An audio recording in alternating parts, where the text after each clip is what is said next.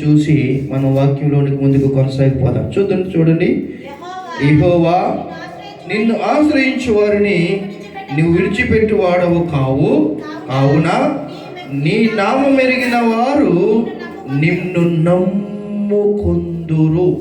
జాగ్రత్తగా మనం గమనించాలి. ఏమంటాడు ఇక్కడ కీర్తనకారుడు? యెహోవా నిన్ను ఆశ్రయించిన వారు. ఎలాంటి వారటండి? నిన్ను ఆశ్రయించిన వారు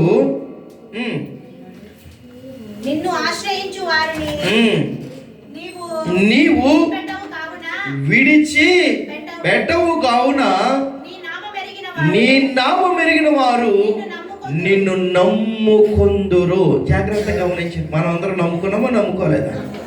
నమ్ముకున్నావు కనుకనే ఈరోజు దేవుని సముఖంలో మనం ఉన్నాం. నమ్ముకుంటాం వేరు, విశ్వాసం ఉంచడం వేరు.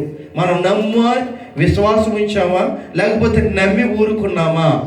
నమ్మి విశ్వాసం వస్తే దేవుని యొక్క కార్యాలు మన ఎడల జరుగుతాయి. నమ్మి ఊరుకుంటే కార్యాలు జరగవు. ఏంటండి నమ్మకం అంటే ఏంటి, విశ్వాసం అంటే ఏంటి అని బాగా మీకు వివరంగా చెప్తాను.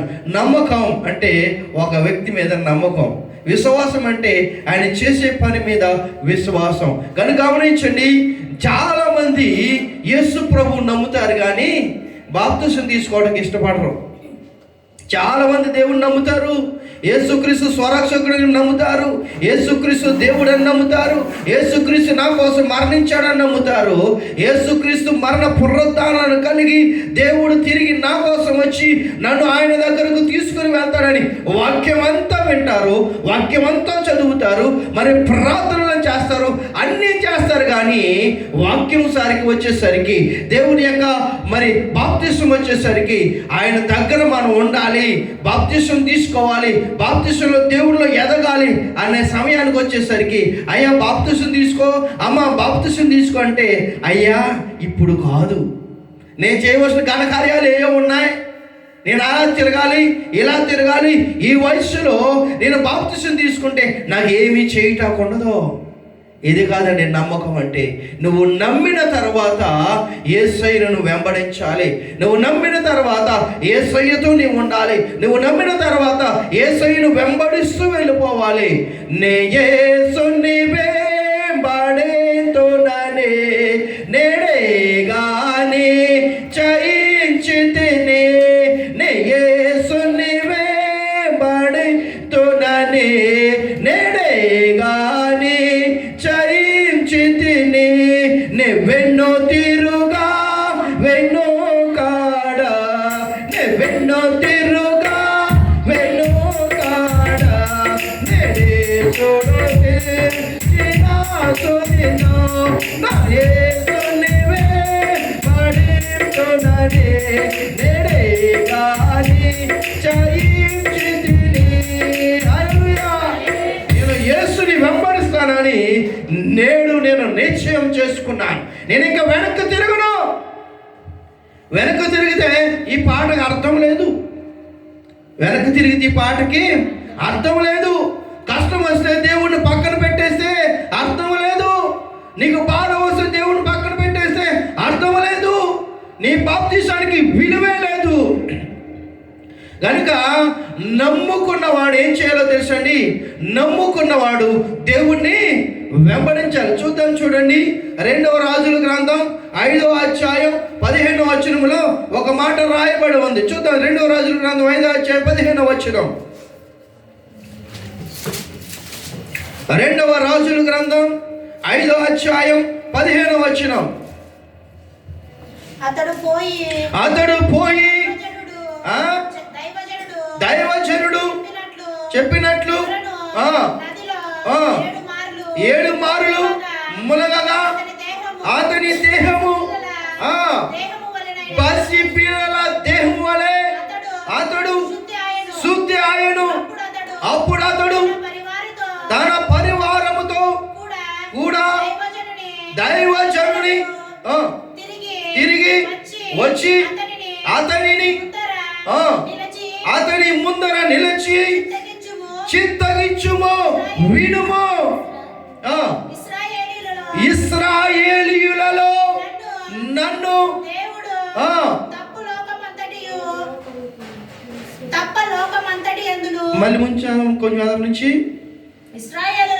ఇశ్రాయేలీయులలో ఉన్న దేవుడు తప్ప లోకములో అంతటిలో మరి యొక్క దేవుడు లేడని నేను సరిపోతండి.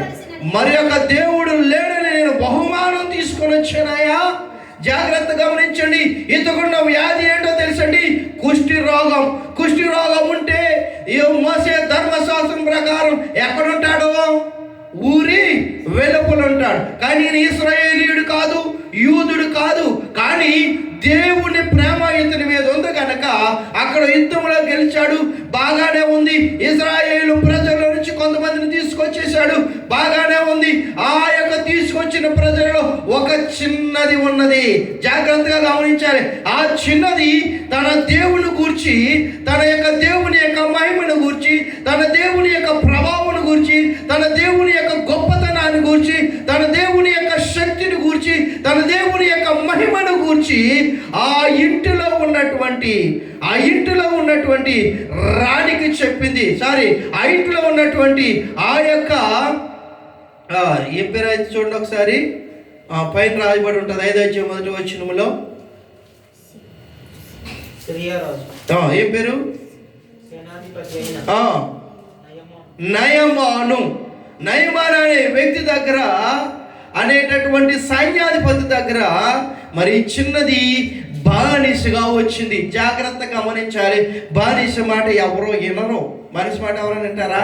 వినరు. బానిస మాట ఎవరు వినరు. బానిసకు స్వేచ్ఛ ఉండదు, బానిసకు జీతం ఉండదు. వాళ్ళు ఎప్పుడు పడుకోవాలో వాళ్ళకి టైం ఉండదు, ఎప్పుడు తినాలో వాళ్ళకి టైం ఉండదు. ఎప్పుడు పని 24 hours/7 ఎప్పుడు కూడా పనిలోనే ఉండాలి వాళ్ళు. జాగ్రత్త గమనించాలి. అలాంటి ఒక చిన్నది మరి నయమాను యొక్క భార్యకు పరిచర్య చేస్తూ, మరి మీ ఆయన గారికి లేకపోతే నా యొక్క యజమానుడికి ఈ కుష్టి రోగం ఉండటం మంచిది కాదు. ఏలియా అనేటటువంటి ఒక ప్రవక్త ఉన్నాడు, ఏలియా అనేటటువంటి ఒక దైవజనుడు ఉన్నాడు, అక్కడికి పంపించు, నీ భర్తకు కుష్టి వ్యాధి తొలగిపోద్ది అని చెప్తే ఆమె వెళ్ళి తన భర్తతో చెప్తా ఉంది. వింటా ఉన్నాడు. అలా చెప్తూ ఒక రోజు ఏమందో తెలుసండి, ఒకనొక రోజు వస్తే ఈ కుష్టి కొంచెం పెద్దదయిందంటే, ఈ కుష్టి కొంచెం అభివృద్ధి అయిందంటే, నిన్ను మేము చూడలేము. ఇంటిలో నుంచి నేను భార్యనే నేను బయటకు గెట్టేస్తానేమో. ఒకవేళ భార్యగా నేను ఇంటిలో ఉంచినా కానీ ప్రజలు నిన్ను బయటకు గెట్టేస్తారు. మీ యొక్క సైన్యాధిపతి అయినటువంటి నయమాను వాళ్ళు మేమందరం కుష్టి అందించుకోవాలా అని ఒకనొక రోజు వచ్చేస్తుందంటే భయం వచ్చేత ఈయన ఒక లెటర్ రాసి పంపించాడు ఏలియా గారి దగ్గరికి, రాజుగారి దగ్గరికి, ఇజ్రాయేల్ రాజుగారి దగ్గరికి. ఆయనకు కోపము, ఆయనకి చాలా బాధ వచ్చేసింది. వచ్చి మా వాళ్ళని తీసుకుపోవడమే కాకుండా ఇక్కడ స్వస్థపరిచేవాడు ఉన్నాడు, నేను నన్ను స్వస్థపరచాలి, నాకు లెటర్ రాస్తాడా అని అనుకుని తన బట్టలు చెప్పుకున్నాడు. జాగ్రత్త ఎలీషా వచ్చాడు. సరే రమ్మనండి. వచ్చాడు. ఆయన వచ్చినాడు, ఊరుకుని వచ్చాడా? మేళ తాళాలతో వచ్చాడు, ఒంటెలతో గుర్రాలతో వచ్చాడు. వచ్చినటువంటి వాడు ఊరకనే రాలేదు.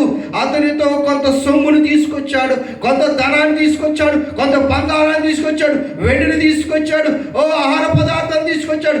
ఆ యొక్క దేశంలో ఏ అయితే ఉన్నతమైన ఉన్నాయో అవన్నీ తీసుకొని వచ్చి రాయన దగ్గర అడుగుతూ ఉన్నప్పుడు యోర్దాను నదిలో వెళ్ళి 7 మార్లు మొలగవయ్యా అన్నాడు. మళ్ళీ కోపం వచ్చి ఏమన్నాడో తెలుసండి, ఏమి ఈ యొక్క సిరియా దేశంలో నదులు లేవా? ఆ నదులన్నీ మంచి కదా, ఇక్కడే మొలగాల? దేవుడు ఎక్కడ చెప్తే అక్కడే మొలగాలి. దేవుడు ఏం చెప్తే ఆ పనే చేయాలి. దేవుడు ప్రవక్తల ద్వారా చెప్పాడు, అక్కడ ఉన్నటువంటి సేవకుడి ద్వారా చెప్పాడు, అయ్యా నీటిలో మొలగవయ్యా అన్నాడు. 7 సార్లు ములుగుతూ ఉన్నప్పుడు లెక్కెట్టుకుంటా ఉన్నాడు. 6 సార్లు వరకు ఏమీ జరగలే. నీ జీవితంలో కూడా అంతే. ప్రార్థన చేయొచ్చు, వాక్యం వినొచ్చు, వాక్యం చెప్పొచ్చు, నువ్వు అనేక మందికి పరిచర్య చేయొచ్చు, కానీ నీకున్న సమస్య కొన్ని రోజులు పట్టొచ్చు, కొన్ని నెలలు పట్టొచ్చు, కొన్ని సంవత్సరాలు కూడా పట్టొచ్చు. You should wait. నువ్వు వేచి చూడాలి. నువ్వు వేచి చూస్తే నువ్వు కార్యాన్ని చూడగలుగుతావు. 6 సార్లు ములిగి లేచి వచ్చేలే, 7వసారి ములిగాడు. తన దేహం ఏమైపోయింది? పసి పిల్లవాని దేహంగా అయిపోయింది. చూడండి, పసి పిల్లవాని దేహం చూస్తే ఎంత ముద్దు వస్తుందో, అని ముద్దు పెట్టుకోవాలనిపిస్తుంది. ఆ ముద్దు తీరకపోతే కొరికేయాలనిపిస్తుంది. చాలామంది తల్లులు పిల్లల్ని కొరికేస్తూ ఉంటారు, బొగ్గట్టుకుని కొరికేస్తూ ఉంటారు. వాడు ఏడు చేస్తూ ఉంటాడు, ఒక ఎర్రగా అయిపోతూ ఉంటుంది. అయినా ముద్దు తీరదు. ఎందుకు అంటే వాళ్ళ శరీరము అంత సుందరంగా ఉంటుంది. ఇప్పుడు నయమాన శరీరం ఏమైందో తెలుసండి? సుందరంగా మారిపోయింది. మారిపోయిన వ్యక్తికి నమ్మకం వచ్చేసింది. ఏమొచ్చిందంటండి? నమ్మకం వచ్చి ఏమంటున్నాడు? ఇశ్రాయేలీల దేవుడు తప్ప ఈ భూప్రపంచం మీద ఏ దేవుడు లేడు అన్నటువంటి వాడు ఏం చేయాలండి? దేవుణ్ణి వెంబడించాలి. రానున్న కాలంలో నా జీవితం బాగోవాలి, రానున్న కాలంలో నేను మంచివాడుగా ఉండాలి, రానున్న కాలంలో దేవుళ్ళో బలంగా ఎదగాలి, రానున్న కాలంలో దేవుని యొక్క శక్తిని ఇంకా నేను బలపరుచుకోవాలి అని అనుకోవడం మానేసి కింద కొద్దిగా ఏమన్నాడు చూడండి, 16 మాటలు ఏమన్నాడు చూడండి. అదే యొక్క రాజుల 2వ గ్రంథం 5వ అధ్యాయం 16వ వచనం. ఎవరి సన్నిధిని నేను నిలవబడి ఉన్నాను, ఆ ఇశ్రాయేలు దేవుడైన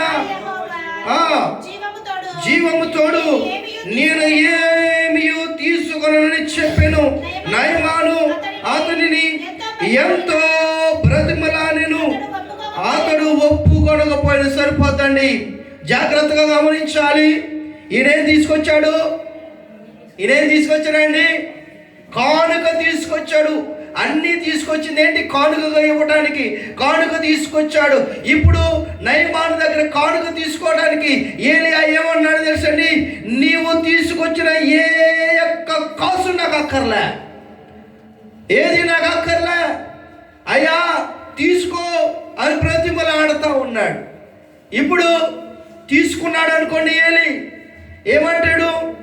నేను ఇశ్రాయేలీల దేవుని దగ్గరికి, ఒక యాజకుడి దగ్గరికి, లేకపోతే ఒక దైవజనుడి దగ్గరికి వెళ్తే ఆయన స్వస్థపరిచినందుకు 1 టన్ను వెండి తీసుకున్నాడు, 1 టన్ను బంగారం తీసుకున్నాడు అని ఊరంతా చెప్తాడు. జాగ్రత్త గమనించండి. మంచి 10 మందికి చెప్పం కానీ చెడ్డ 100 మందికి చెప్తాం. జాగ్రత్త గమనించాలి. మంచి 10 మందికి చెప్పలేం, చెడ్డ 100 మందికి అయినా చెప్పడానికి ఇష్టపడతాం. దేవుని యొక్క సువార్త 2-3 చెప్పడానికి ఇష్టపడం. టీవీలో వచ్చే సీరియల్ 100 మందికి చెప్తాం, టీవీలో వచ్చే సినిమా 100 మందికి చెప్తాం. జాగ్రత్త గమనించండి. అంత ఈచమైనదా దేవుని యొక్క వాక్యం? దేవుని యొక్క వాక్యం నిన్ను బ్రతికిస్తుంది, దేవుని యొక్క వాక్యం నిన్ను బలపరుస్తుంది, దేవుని యొక్క వాక్యం నిన్ను ముందుకు నడిపిస్తుంది. అలాంటి వాక్యము, అలాంటి యొక్క మాటలు విన్న నయమాను ఏం చేశాడో తెలుసండి? అది అనుకున్నాను అంతా బయటకుని వెళ్ళిపోక ముందు ఒక మాట మాట్లాడుతున్నాడు. చూడండి, అదే కింద ఒక మాట మాట్లాడుతూ ఉన్నాడు. 18వ మాట. నా యజమానుడు మ్రొక్కుటకు రిమ్మోను గుడిలో చొచ్చి నా చేతి మీద ఆనుకొనినప్పుడు నేను రిమ్మోను గుడిలో నమస్కారం చేసిన రిమ్మోను గుడిలో నేను నమస్కారం చేసిన సంగతిని గూర్చి యెహోవా నీ దాసుడనైన నన్ను క్షమించిన గాకని నయమానును చెప్పగా ఎలీషా నెమ్మది కలిగి పొమ్మని అతని సెలవిచ్చెను. అతడు ఎలీషా యొద్ద నుండి వెళ్ళి కొంత దూరము సాగిపోయెను. జాగ్రత్తగా గమనించండి. ఇప్పుడు దేవుడు కార్యం చేస్తే నువ్వేం చెప్తావు? దేవుడు కార్యం చేస్తే ఆయనకు కృతజ్ఞతగా ఉండాలని అనుకుంటామా? అనుకుంటాం. జాగ్రత్త గమనించండి. ఈయన సామాన్యమైన వ్యక్తి కాదు. సిరియా రాజు దగ్గర ఉన్నటువంటి ప్రధానమైనటువంటి సైన్యాధిపతి. ఈ సైన్యం 100 మంది ఉన్నా, 1000 మంది ఉన్నా, 4000 మంది ఉన్నా, 10,000 మంది ఉన్నా, 1,00,000 మంది ఉన్నా, అంతకు పైగా ఉన్నా వాళ్ళందరూ కలిసి ఈ నయమాను మాట వినవలసిందే. నయమాను మాట వినవలసిందే. ఈ నయమాను ఏం చేస్తున్నాడో తెలుసండి, ఆయన అంటూ ఉన్నాడు, రాజు రిమ్మోను గుడిలోకి వెళ్ళి దండం పెడితే, ఒకవేళ దండం పెట్టినప్పుడు నా వంక చూసాడు అనుకోండి, నేను కూడా దండం పెట్టవలసి ఉంటుంది. ఒకవేళ అలా దండం పెట్టినప్పుడు ఏవో ఊరుకుంటాడేంటి, చూస్తూ ఉంటాడు. ఊరుకుంటాడా? చూస్తూ ఉంటాడు. చూసినప్పుడు నన్ను క్షమించమని చెప్పు, చూసినప్పుడు నన్ను క్షమించమని చెప్పు. ఎందుకు చేయాలండి? ఎందుకు అంత భయంగా నువ్వు అన్య దేవతను పూజించాలి? ఎందుకు అంత భయంగా నువ్వు ఉండగలగాలి? సర్వోన్నతుడైన దేవుడు నువ్వు స్వస్థపరిచినప్పుడు దండం పెట్టుకోకపోతే దేవుడు నిన్ను క్షమించడా? ఒకసారి గమనించండి. రిమ్మోను గుడిలోనికి వెళ్ళి రాజు కనుక మొక్కుబడి చేసుకుని ఇలా దండం పెట్టుకున్నప్పుడు, ఒకవేళ రాజు నా వంక చూసి నువ్వు దండం పెట్టుకోలేదే అన్నట్టు చూసాడు అనుకో, నేను దండం పెట్టేసుకుంటా. అలాంటప్పుడు దేవుడు నన్ను క్షమించాలి. అప్పుడు ఏలియా అంటున్నాడు, బాబు నువ్వు జాగ్రత్తగా వెళ్ళిరా, నువ్వు మారే వ్యక్తివి కాదు. దేవుడు ఎందుకు నీకు స్వస్థత ఇచ్చాడు, ఆయన నీలో నమ్మకము లేదు. ఎవడో లోకంలో ఉన్న రాజు కోసం నువ్వు ఆలోచన చేస్తూ ఉన్నావు. జాగ్రత్తగా గమనించండి. మనమేమి తక్కువ వాళ్ళం కాదు, మనమేమి తక్కువ వాళ్ళం కాదు. బాప్తిసం తీసుకుంటాం, వాక్యం చదువుతాం, దేవుడే గొప్పడు అని టౌకేసి మరీ చెప్తాం. ఇంటికాడ పెళ్లి జరిగితే పరిగెట్టుకుని పంతుల దగ్గరికి వెళ్తాం. జాగ్రత్తగా గమనించండి. పరిగెట్టుకుని ఎక్కడికి వెళ్తాం? పంతుల దగ్గరికి పరిగెడతారు. క్రైస్తవులు పనికి మాలిన క్రైస్తవులు అయిపోయారు ఈ రోజు. నీ దేవుడు నీకు సహాయం చేయలేడా? బాప్తిసం తీసుకుంటే నా కూతురికి పెళ్ళి అవుదేమో, నా కొడుకు సరిగా కట్నం రాదేమో. ఎందుకు నమ్ముకున్నావు దేవుణ్ణి? ఎందుకు బాప్తిసం తీసుకున్నావో నీకే తెలీదు. ఒక అన్యుడు నమ్మలేదంటే ఓకే, దేవుడు క్షమిస్తాడు, పక్కన పెడతాడు. నువ్వు అన్యుడు కాదు. దేవుణ్ణి తెలుసుకొని విశ్వాసం నుంచి బాప్తిసం తీసుకున్న దానవు, తీసుకున్న వాడవు. ఇంటిలో సమస్య వస్తే, ఇంటిలో ఎవరైనా సాతాను పీడితులైతే పరిగెట్టుకుని వెళ్ళిపోతాడు సాహెబ్ దగ్గరికి, కానీ లేకపోతే ఎవరైనా పూజారి దగ్గరికి పరిగెట్టుకు పోయి రచనకి తీసుకొచ్చి కట్టేస్తాడు. ఇది మళ్ళీ క్రైస్తవుడు.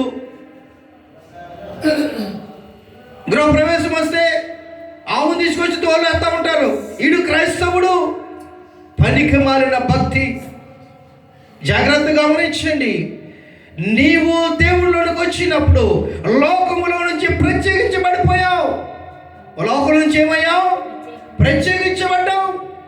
ప్రత్యేకించబడిన నీవు ప్రత్యేకంగానే ఉండాలి. ప్రత్యేకించబడిన నువ్వు ఎలా ఉండాలి? ప్రత్యేకంగానే ఉండాలి. లోకం నీలో కలకూడదు. ఒక ఓడ ఎక్కడెళ్తుంది? ఓడ ఎక్కడెళ్తుంది? నీటి పైన వెళ్తుంది, కింద వెళ్తుందా? నీటి పైన వెళ్తుంది. మరి ఓడలోకి నీళ్ళు వస్తే నీటి కిందకు వెళ్ళిపోద్ది. ఓడ నీటి మీద ఉండాలి. ఓడ నీటి పైన ఉండాలి. నీటి పైన ఉండి దాని గమనాలు కొనసాగిస్తూ ఉండాలి. కానీ ఓడలోనికి కానీ పడవలోనికి కానీ ఎప్పుడు నీరు వచ్చిందో ఏమైపోతుంది? మునిగిపోద్ది. ఓడ నీటిలో ఉండాలి కానీ, పడవ నీటిలో ఉండాలి కానీ పడవలోనికి నీరు రాకూడదు. అది ఉండవలసింది నీటిలోనే. అది దాని యొక్క ప్రయాణం కొనసాగించవలసింది నీటిలోనే. కానీ ఆ నీరు మాత్రం లోపలికి వస్తే దాంట్లో ఉన్నవాడికి ప్రమాదం. అలాగే లోకంలో నీవు ఉండాలి, లోకంలో నీవు జీవించాలి, లోకంలో నువ్వు తిరగాలి. లోకంలో ఉన్నది మాత్రం నీ లోపలికి రాకూడదు. జాగ్రత్తగా గమనించాలి. లోకం నీలోనికి రాకూడదు. పాతవి గతించెను, ఇదిగో సమస్తము నూతన పరచబడెను. నువ్వు నూతన పరచబడినటువంటి వ్యక్తివి. నూతన పరచబడినటువంటి వ్యక్తివి. ఒక మట్టి పనికి వెళ్ళేవాడు ఎలాంటి బట్టలు వేసుకుంటాడు? పాత బట్టలు వేసుకుని వెళ్తాడు. ఆ పాత బట్టలు వేసుకుని ఇంటికి వస్తాడు. కానీ ఆ పాత బట్టలు వేసుకుని పడుకుంటాడా? జాగ్రత్తగా గమనించండి. ఆ పాత బట్టలని దగ్గర నుంచి తీసేశాడు దేవుడు. పాత బట్టల దగ్గర నుంచి తీసివేశాడు దేవుడు. లోకంలో ఉప్పురోళ్ళలాగాను, ఒక పందిలాగాను, ఒక కుక్కలాగా తిరిగిన నిన్ను దేవుడు తీసుకొచ్చి నిన్ను శుభ్రం చేసి, బాబు ఇక్కడ కూర్చోరా అంటే లేదు, నేను అక్కడికే వెళ్తాను. జాగ్రత్తగా గమనించండి. మనం ఎక్కడి నుండి ఎక్కడికి వచ్చాం, ఎలాంటి స్థితిలో నుంచి ఎలాంటి స్థితిలోకి వచ్చాం. నాకు ప్రార్థన చేత కాదు, దేవుడు ప్రార్థన నేర్పించాడు. ఎంత విశ్వాసం కలిగి ఉండాలి, ఎంత విశ్వాసం కలిగి ఉండాలి. ఒకప్పుడు చిరిగిపోయిన బట్టలు వేసుకునేవాడు, ఈరోజు ఇస్త్రీ బట్టలు వేసుకున్నాడు. ఎంత నమ్మకంగా దేవుని దగ్గర ఉండాలి, ఉండాలి అక్కర్లేదా? ఉండాలి. మరి ఎన్నో ప్రమాదాల నుంచి, కారు ప్రమాదమా, నీటి ప్రమాదమా, లేకపోతే ఏయో ప్రమాదాల నుంచి దేవుడు తప్పించాడు. ఎంత జాగ్రత్తగా ఉండాలి. నీ ప్రాణం కంటే ఎక్కువ ఏముంటుంది ఈ లోకంలో? ఏమి ఉండదు. చచ్చిపోయిన వాడి దగ్గరికి వెళ్ళి 1 టన్ను బంగారు పెట్టి, ఒరే బ్రతకరా బాబు, నువ్వు డబ్బు లేక చచ్చిపోయి కదా, డబ్బు వచ్చిందంటే బతుకుతాడు వాడు? బతకడు. అలాగే దేవుడిలోనికి వచ్చిన తర్వాత, దేవుని లోనికి నీవు వచ్చినప్పుడు లోకంలో నువ్వు చచ్చిపోయినోడుతో లెక్క. లోకం నీ దగ్గరికి వస్తే, లోకం నాకు అక్కర్లే. ఇప్పుడు అదే అంటున్నాడు ఏలియా. ఒక అన్యుడు డబ్బు తీసుకుని వచ్చి ఇస్తూ ఉంటే ఏలియా అంటున్నాడు, నాకు అక్కర్లేదు నీ డబ్బు, నాకు అక్కర్లేదు నీ డబ్బు. ఈరోజు సేవకుడు చిన్న ప్రార్థన చేస్తే డబ్బుని ఆశిస్తూ ఉన్నాడు. ఈరోజు సేవకుడు ప్రార్థన చేస్తే డబ్బు డబ్బు డబ్బు. డబ్బుతోటే కాదు సేవా పరిచర్య. ఏసన్ గారు స్టార్ట్ చేసినప్పుడు డబ్బు ఉంది ఆయన దగ్గర, చిన్న పాక వేసుకొని జావ చేశాడు. ఆ పాక గొప్ప సంఘం అయింది. ఈరోజు జాగ్రత్తగా గమనించండి. నువ్వు విశ్వాసము కలిగి, బలము కలిగి దేవుని మీద ఆడుకుంటే ఆయన నిన్ను లేవనెత్తుతాడు తప్ప ఆ దేవుడు అక్కర్లేదు. జనం డబ్బిస్తే సరిపోద్ది. జనం డబ్బిస్తే ఎంత కడతావు? రేపు వచ్చి అంటాడు, నేనే డబ్బిస్తే ఈరోజు ఈ సంఘం కట్టబడింది. దేవునికి అది ఇష్టం ఉండదు. దేవునికి అది ఇష్టం ఉండదు. అబ్రాహామును పిలిచినప్పుడు అబ్రాహాము గొప్ప ధనవంతుడు. అబ్రాహాము ఎంత ధనవంతుడో తెలుసా అండి? చాలా ధనవంతుడు, చాలా చాలా ధనవంతుడు. అలాంటి ధనవంతుడిని దేవుడు పిలిచాడు. ఎందుకు పిలిచాడో తెలుసండి? దేవుడు వెతుకుతూ ఇంచుమించు 75 సంవత్సరాల వయసు వచ్చే వరకు దేవుడు వెతుకుతూ ఉంటే కనపడి దేవుడు ఏమన్నాడు తెలుసండి? అబ్రాహాము రా అన్నాడు. ఎక్కడికి ప్రభువా? ఎక్కడికి? నీ ఇంటి వారిని, నీ స్వజనులను, నీకు కలిగిన సంపద అంతా వదిలిపెట్టి రా అన్నాడు. రా అంటే ఒక్క మారు మాట పలకలే. జాగ్రత్త గమనించండి. ఒక యవనస్తురాలికి వివాహం అయితే తల్లి తండ్రి ఏడ్చి పంపిస్తారు. ఏడ్చి ఏం చేస్తారండి? పంపిస్తారు. లోకం ఏడుస్తూ నిన్ను దేవుని దగ్గరికి పంపించింది. దేవుడు నిన్ను శుభ్రంగా జాగ్రత్తగా చూసుకోవాలని ఆశపడుతూ ఆయన జాగ్రత్తగా చూసుకుంటూ ఉన్నాడు. జాగ్రత్తగా గమనించండి. అలాగే అబ్రహామును కూడా పిలిచినప్పుడు అంతటిని వదిలేసి వచ్చాడు. ఏమని తెచ్చుకున్నాడా? ఒక డేరా, అంటే ఒక టెంట్ తప్ప ఏమీ తెచ్చుకోలే. దానికి ఒక మేకలో 2 మేకల పిల్లలు కూడా తెచ్చుకుని ఉండొచ్చు, అంతే తప్ప ఆ ఊరంతటిని వదిలేసి వచ్చేసాడు. అంటే ధనవంతుడిగా వచ్చాడా? పేదవాడిగా వచ్చాడా? మనవలు అంటూ ఉంటా, దేవుని దగ్గరికి రా, బాగా ఆశీర్వదించేస్తాడు. ఒక గంపలో డబ్బులు వేసి నెత్తి మీద నుంచి గుమ్మరించేస్తాడు వచ్చేయి. దేవుడు అలా గుమ్మరించాడు. ఎప్పుడు కూడా దేవుని దగ్గర నువ్వు నమ్మకంగా పడి ఉంటే దేవుడు ఏం చేస్తాడో తెలుసండి? గొప్ప కార్యాలు చేస్తాడు. గొప్ప కార్యాలు చేయాలి అంటే ఆయన దగ్గర విశ్వాసంతో నువ్వు పడి ఉండాలి. అబ్రహాం వచ్చినప్పుడు 0గా వచ్చాడు. అబ్రహాము 0గా వస్తే దేవుడు 1గా నిలబడ్డాడు. తన యొక్క జీవితం 10 అంతులు పెరిగింది. అయినా ప్రభువా నేను ఏపాటు వాడిని ప్రభువా, ఇంకొక 0 అనుకున్నాడు, 100 రెట్లు పెరిగాడు. ఇంకొక 0 అనుకున్నాడు, 1000 రెట్లు పెరిగాడు. అలా 0 వేసుకుంటూ వెళ్ళిపోయాడు. 1 ఎంతవరకు ఉందో నీవు అన్ని 0లు వేసుకుంటూ వెళ్ళిపో, అంత ఉన్నతమైన స్థితికి నువ్వు వెళ్ళిపోతావు. దేవుడు నాకు ఏం చేశాడయ్యా? దేవుడు నాకు ఏం చేశాడు? నాకు ఏం చేయలేదు. నా పేదరికం పోయిందా? పోదు నీ పేదరికం. ఇంకా దాన్ని ఆలోచించుకుంటా నీ బతుకు కొనసాగిస్తూ ఉన్నావు. దాన్ని ఆలోచించుకుంటా బ్రతుకు కొనసాగిస్తూ ఉన్నావు. ఆలోచించుకోవటంలో దేవుళ్ళు ఆలోచించుకోవాలి. ప్రభువా నాకు నష్టం వచ్చినా లాభం వచ్చినా నిన్నే నేను స్తుతిస్తాను, నిన్నే నేను ఆరాధిస్తాను, నిన్నే నేను గణపరుస్తాను, నిన్నే నేను మహిమపరుస్తాను. అవయా నీవు నాకు నమ్మకంగా ఉన్నావు. బల నమ్మకమైన గొప్ప దాసుడా, ఇదిగో ఈ రాజ్యాన్ని చూసుకో. జాగ్రత్తగా గమనించండి. ఈరోజు సంఘం దేవుడు ఇచ్చాడంటే మీరందరూ నాకు తెలిసిన వాళ్ళ, నా చుట్టాలా, నా బంధువులా, లేకపోతే మీ నిర్ణయాన్ని మీకు ఇస్తా ఉన్నానా? ఎందుకు వచ్చారు అంటే దేవుని యొక్క వాక్యం జాన్ బాబు ద్వారా వివరించబడుతుందని మీరు తెలుసుకొని ఇక్కడికి రాయగలిగారు. మీకు దేవుని యొక్క వాక్యం వివరించగలుగుతా ఉన్నారు. దాన్ని గమనించండి. ఇతడు నమ్మాడే కానీ విశ్వాసం ఉంచలే. నమ్మాడే కానీ విశ్వాసం ఉంచలే. దేవుడు గొప్పడని చెప్పుకోవడంలో గొప్ప ఏం కాదు. దేవుడు నువ్వు గొప్పడని చెప్పడంలో గొప్ప. జాగ్రత్తగా గమనించండి. ఇంకొక మాట చూద్దాం. చూడండి,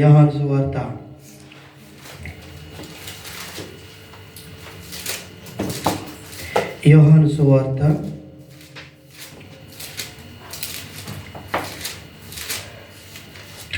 11వ అధ్యాయము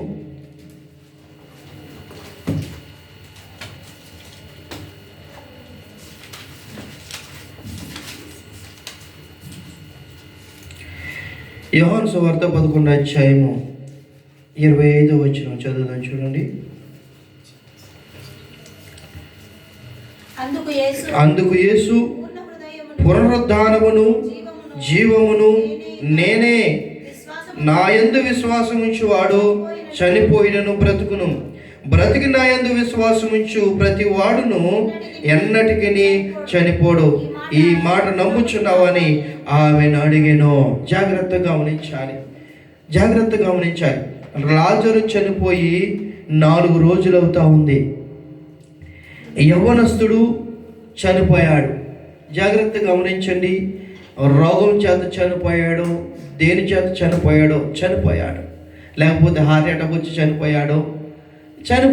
చనిపోయినప్పుడు అప్పుడు యేసుప్రభుకి మొబైల్ ఫోన్ లేదు, యేసుప్రభుకి ల్యాండ్ ఫోన్ లేదు, ఏ విధమైన ఫోను లేదు.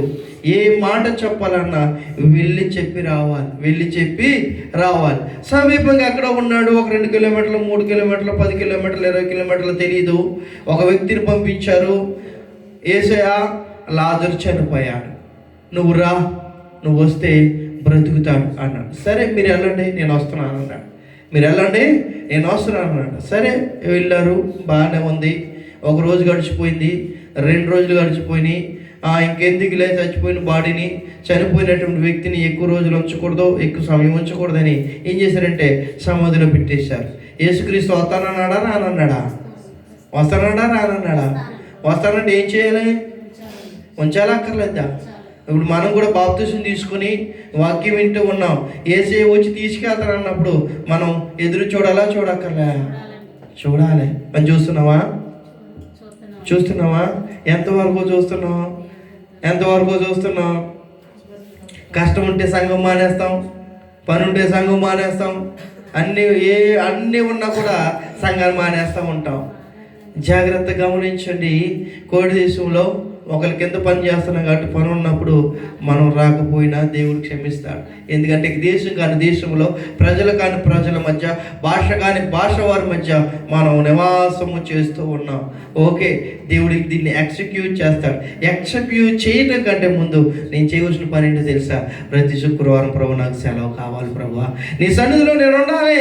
మా మేడంతో మీరు మాట్లాడు, మా సార్తో మీరు మాట్లాడు, నా యజమానుడితో మీరు మాట్లాడు, మా ఓనర్తో మీరు మాట్లాడని అని ప్రార్థన చేసిన దాఖలాలు ఏమైనా ఉన్నాయా? అలా ప్రార్థన చేస్తే శుక్రవారం చాలా ఉన్న పనే దేవుడు నీకు ఇస్తాడు. కానీ గమనించి ఇక్కడ చూసినట్లయితే యేసయ్య వచ్చాడు. వచ్చిన తర్వాత ఆ వంట ఉంది, అయ్యా నువ్వు ఉంటే లాజరు బ్రతికి ఉండేవాడు. దేవుడు ఒక్క చోట ఉండేవాడు కాదు, దేవుడు ప్రతి చోట ఉండేటటువంటి వాడు. ప్రతి చోట నీ సాక్షిగా ప్రభువా నేనుండు నాట్లో, ప్రతి చోట నీ సాక్షిగా ప్రభువా నేనుండు నాట్లో, ఆత్మాభిషేకమునేమో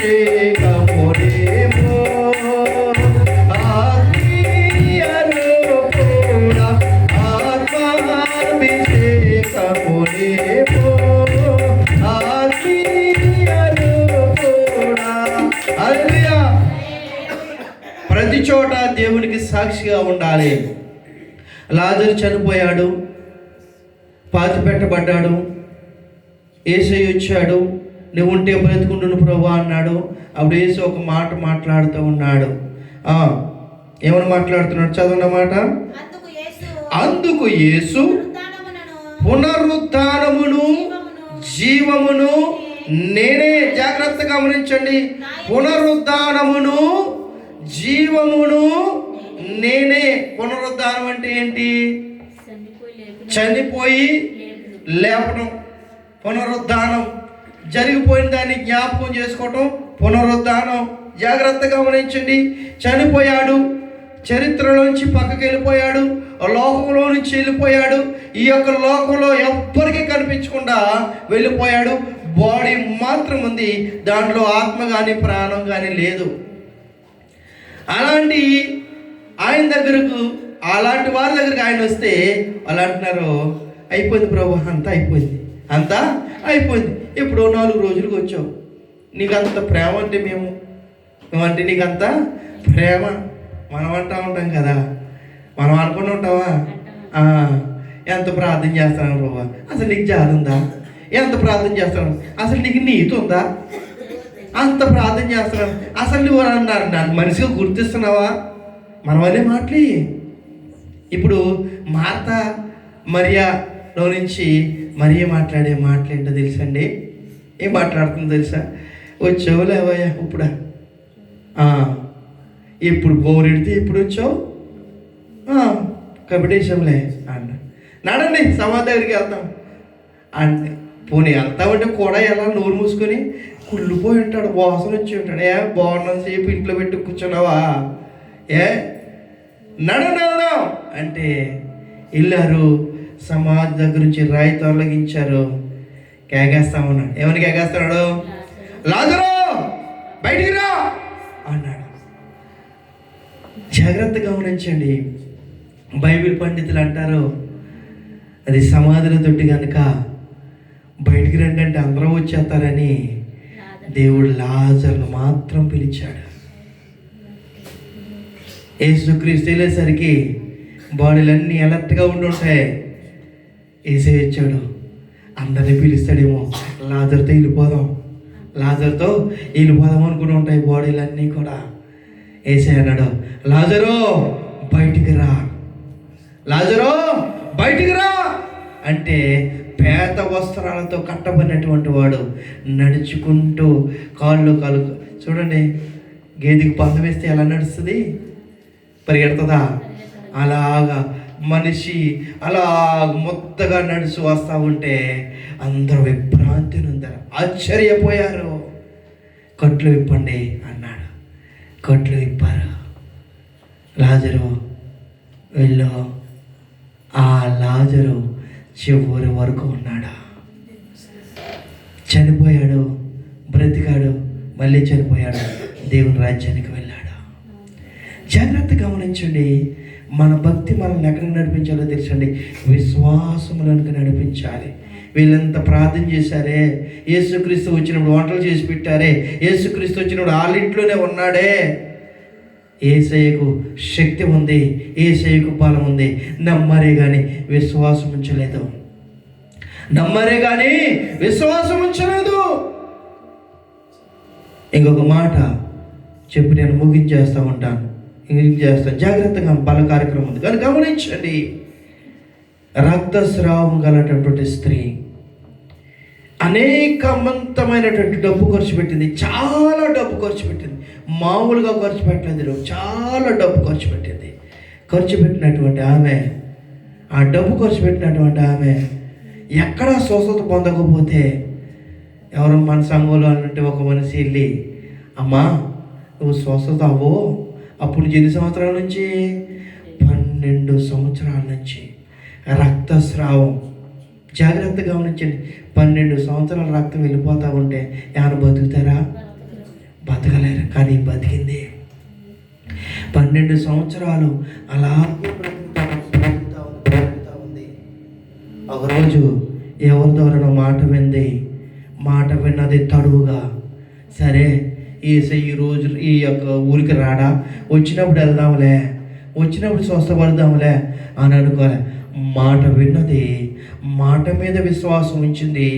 ఎక్కడ యేసు వస్తాడో, ఏ పక్కకు వస్తాడో, ఏ మూలకు వస్తాడో, సాల్మియా వస్తాడో, అబ్బాషే వస్తాడో, లేకపోతే పర్వానియా వస్తాడో, ఎక్కడికి వస్తాడో తెలుసుకున్నది తడువుగా వెళ్ళిపోయింది. వెళ్ళిపోయినది తడువుగా అక్కడ ఉన్నటువంటి జనాంగాన్ని చూసి భయపడితే పని అవదు. ధైర్యం చేయాలి. ధైర్యం చేసింది. అందరినీ ఒత్తికించుకుంది. యేసు ప్రభుని చూడాలి, యేసు ప్రభు మాటలు వినాలి అన్నటువంటి వాళ్ళ ఆనందంతో వాళ్ళందరూ కూడా యేసయ్య మీద పడతా లెగిస్తూ ఉంటే ఈమె సైలెంట్గా చిన్న ఒత్తించుకుంటూ వెళ్ళి యేసయ్య వస్త్రపు చెంగును ముట్టిన తోడనే స్వస్థత పొందితే అక్కడ యేసయ్య అంటా ఉన్నాడు, ఎవరో నన్ను ముట్టుకున్నారు. మళ్ళీ ఇక్కడికి వచ్చిన మార్కు పీసులన్నీ కూడా ప్రశ్నార్థకమైన పీసులు. యేసయ్య ఎంతమంది నీ మీద పడతా ఉన్నారు, ఎవరో నన్ను ముట్టుకున్నారు అంటావేంటి? అసలు నీకు ఏమైనా తెలివి ఉందా? అసలు ఏమైనా అనుకుంటున్నావా? ఏంటి అసలు ఎంతమంది పడతా ఉంటే? ఏమయ్యా, ఎంతమంది పడతా ఉన్నా కానీ నాలో నుండి ప్రభావం వెళ్ళింది. వెళ్ళిందంటండి, ఏమెళ్ళింది? నాలో నుండి ప్రభావం వెళ్ళింది. జాగ్రత్తగా, ఇంత బాడీ ఉంటుంది కదా, మనకి ఇంత బాడీ ఉంటుంది కదా, ఇక్కడ సూదేసి రక్తం తీస్తూ ఉంటే ఎలా ఉంటుంది? నాలో నుంచి ఏదో వెళ్ళిపోతూ ఉంది. చాలామంది రక్తం తీసేటప్పుడు కళ్ళు మూసుకుంటూ ఉంటారు. కళ్ళు మూసుకుంటే నొప్పి తెలుస్తుంది. ఆ రక్తం వెళ్తూ ఉంటే ఎక్కడో ఒక నరంలోంచి బ్లడ్ వెళ్ళిపోతూ ఉంది. మరి యేసయ్యలోంచి ప్రభావం ఎవరికి కావాలో వారికి వెళ్ళిపోతూ ఉంది. యేసయ్య నుంచి ప్రభావం ఎవరికి కావాలో వారికి వెళ్ళిపోతూ ఉంది. ఆయా నాలోంచి ప్రభావం బయటికి వెళ్ళింది. యేసయ్య కనిపెట్టేశాడు బాబోయ్ అని ఈమె వణుకుతూ వచ్చింది. ఇలా వణుకుతూ వచ్చి యేసయ్య దగ్గరికి, అయ్యా నేను 12 సంవత్సరాల నుంచి ఆ ముట్టుకుని వెళ్ళిపోతే ఎవరికైనా తెలుస్తుందా? ఇప్పుడు సాక్ష్యం బయటకు రావాలంటే నయమాన్ కూడా సాక్ష్యం బయటకు వచ్చింది. ఏమొచ్చిందో సాక్ష్యం తెలుసా అండి? రాజుగారికి భయపడ్డాడు, దేవుని నమ్మాడంతే. రాజుగారికి భయపడ్డాడు, రాజుని వెంబడిస్తాను కానీ దేవుడు నేను వెంబడించని వెళ్ళిపోయాడు. రిమ్మోనుగుడిలో నమస్కారం పెడితే దేవుడు చూసి చూడనట్టుగా ఊరుకో. మన గృహప్రవేశం జరుగుతూ ఉన్నప్పుడు దేవుడు చూసి చూడనట్టు ఊరుకుంటాడులే. జాగ్రత్తగా గమనించండి. మన గృహప్రవేశం జరుగుతూ ఉంటే చాలామంది క్రైస్తవులు ఏం చేస్తారో తెలుసా? వెళ్ళిపోయి ఎవడికి ఆవు ఉందో దాన్ని తోలుకొని వచ్చేస్తూ ఉంటారు. దాన్ని తోలుకొని వచ్చేసి ఇల్లు మొత్తం గదులన్నీ తిప్పేస్తారు. గదులన్నీ తిప్పేసి ఏం చేస్తారో తెలుసండి? పేడేసి వరకు ఉంటారు. అది పేడ ఎత్తే కానీ నాకు ఆశీర్వాదం కాదు. అదేం తెలిసిన ఆలోచన. ఆడెవడో పనిపోలేడు చెప్పాడు, ఈడు కూడా చేసేస్తున్నాడు. ఇదండి విశ్వాసం, ఇదండి భక్తి. మళ్ళీ ఇదంతా అయిపోయిన తర్వాత 4 గంటలకు 3 గంటలకు 2 గంటలకు లేచి ముహూర్తం అంతా అయిపోయిన తర్వాత పొద్దున్న ఈ సంత చీకటినో ఇంక తెల్లారుతున్న సూర్యుడు రాకముందు మళ్ళీ ఈయన పాస్టర్ గారు తీసుకొచ్చి ఓరి పని కట్ చేస్తాం, ఆయన తీసుకొస్తాం. ఈ పేటలో కాలేసి ఆయన చేస్తాడు. ఈ పేటలో కాలేసి ఆయన జర్రిని చేరుతారు. ఈడు చేసిన పనికి ఈ నడు విరిగిపోద్ది. జాగ్రత్తగా గమనించండి. ఇలాంటి పని చేసావంటే నన్ను 10 మంది చెప్పారండి. 10 మంది చెప్తే 10 మంది ఇల్లు కట్టడానికి డబ్బు ఇచ్చారా? 10 మంది డబ్బు ఇచ్చారా నీకు? ఆడెవడ మాట అయ్యి పాస్టర్ గారు నడువేడు కొడతావు నువ్వు. జాగ్రత్తగా గమనించండి. పేడైతే ఆశీర్వాదం. దానికి రేస్తూ అయ్యగారు ప్లాన్ తీసుకున్నాను, పాలు పొంగిస్తున్నాను. పనికి మళ్ళీ పాలు పొంగించాలా? నువ్వు పాలు పొంగించాలా? శుభ్రం కాసుకొని తాగు. పాలు పొంగిందంటే పొంగిపోద్దండి. ఏం పొంగిపోద్దు? గడుగుట్టు సింగినాదం ఏమీ పొంగదు. పాలు పొంగించేస్తే అందరూ పాలే పొంగించేస్తారు. కష్టపడి పని చేసి వాడి ఇంట్లో డబ్బులు ఉండవు కానీ సారా కొట్లో పోడు. మరి ఆడేం పొంగించాడో? ఆడేం పొంగించాడు? ఆడ దగ్గర డబ్బు ఉంటుంది. జాగ్రత్తగా గమనించండి. పాలు పొంగించేస్తే ఆశీర్వాదం వచ్చేది. దేవుడు అక్కడ రావాలి, దేవుని సన్నిధి అక్కడ ఉండాలి. అనుకున్నది తడుగు ఏమి వెళ్ళింది, స్వస్థత పొందింది, సాక్ష్యం పంచుకుంటా ఉంది. అయ్యా నేనే ముట్టుకున్నాను, నన్ను క్షమించండి అయ్యా. అమ్మా నువ్వేం బాధపడకు, నిన్ను ఎవరు స్వస్థపరిచారంటే యేసయ్య అంటాడో నీ విశ్వాసం నేను స్వస్థపరిచింది. ఎవరి విశ్వాసం? ఆమె నమ్మింది, నమ్మి అక్కడ ఊరుకుండిపోలే.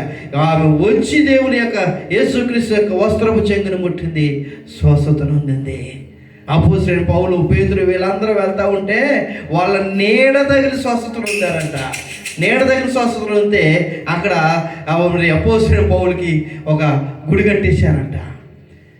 జాగ్రత్తగా గమనించండి. అపోస్తలుడైన పౌలు చొక్కా చెప్పుకొని, అసలు ఏమనుకున్నారు మీరు?